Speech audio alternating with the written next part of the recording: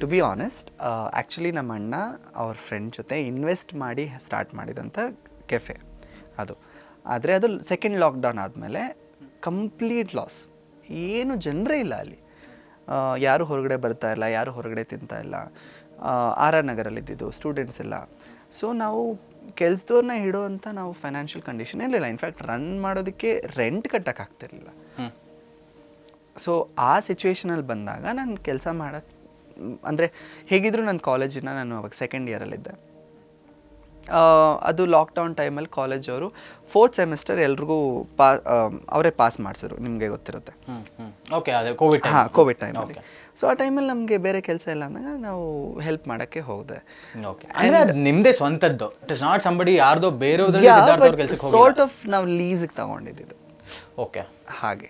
Okay. So S, ನೀವು ಹೇಳೋದಾದ್ರೆ ನಮ್ಮದೇ ಸ್ವಂತದ್ದು, ಆದರೆ ಎಟ್ ದ ಸೇಮ್ ಒಂಥರ ಸ್ವಂತದ್ದು, ಒಂಥರ ಸ್ವಂತದ್ದಲ್ಲ. ಓಕೆ, ಒಂಥರ ಸ್ವಂತದ್ದು, ಒಂಥರ ಸ್ವಂತದ್ದಲ್ಲ.